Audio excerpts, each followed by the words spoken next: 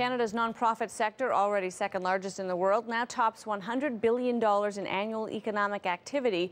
Inadequate funding and high administrative costs, though, are affecting their ability to maximize the social effect of what they do.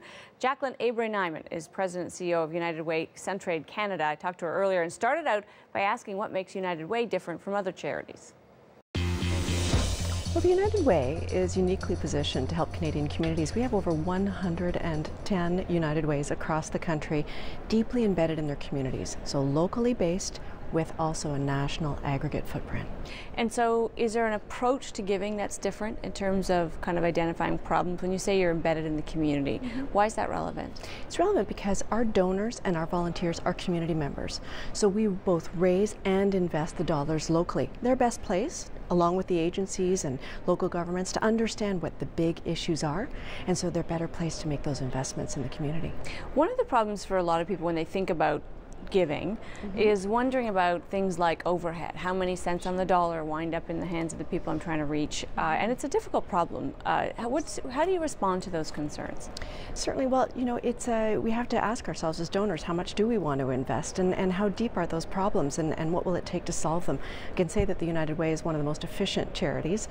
We work with the communities and with many donors. We can pool funds together. We can work with high net worth individuals. So we are an extremely efficient, evidence-based, relevant charity that works with the donor to make sure that that impact happens. And do you have can you give a kind of a report of how many cents on the dollar winds up in the community versus in the overhead? Sure, there are many reports that are published nationally on that, but for United Way, on the average, it's about 15 cents on the dollar raised, so we're extremely low. We're on the very low end of the scale. And as an organization that is out back fundraising, you have an annual campaign. How do you maintain relevance with donors? Do you find that people sort of say, well, I've done the United Way, now I'm going to move on to something else, or do you have kind of recurring givers? Well, the United Way is a deep, what we call a community impact organization. So we look at the data, we make sure that we convene the right people around the table. This is year-round. So our campaigns are really just part of what we do. We raise the money, but we invest it locally, and we work with our volunteers and agencies to do that correctly.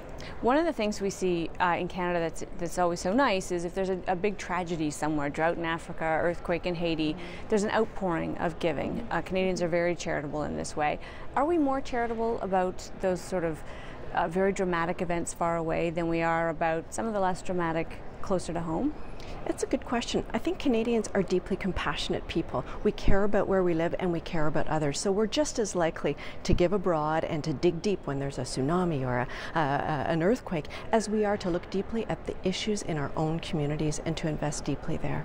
There's been some recent discussion around how and in what ways the very wealthy give, that they're more likely to give to hospitals that put their name on it than they are to sort of a local soup kitchen. Has that been your experience, or do you find that the very wealthy actually do sort of see the kind of more everyday problems? I've worked with very high net worth wealthy donors for years and years, and I say they give deeply at home. They give to their communities where it counts. I've almost never worked with a high net worth donor who hasn't given to United Way, led a campaign, been involved deeply in their communities. In fact, there was a $1 million donation very recently in a Canadian community where this particular donor invested in a homework club to make sure that youth who were at risk would have a homework club to go to.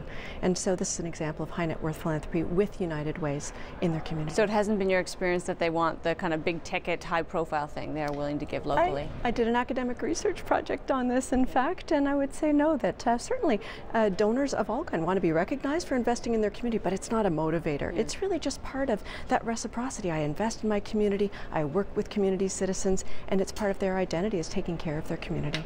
Do you find there's been a difference with the economic downturn? Are people giving less now than they might have been 5-6 years ago? You know, year over year since 2007, donations, except for high net worth donations, on the average, Canadians, no more Canadians are giving, nor are they giving any more. And so it's about static with inflation at this point. And so what actually do you think drives big jumps in the campaign? What makes people actually think now is the time for me to give? Is it a stage of life thing?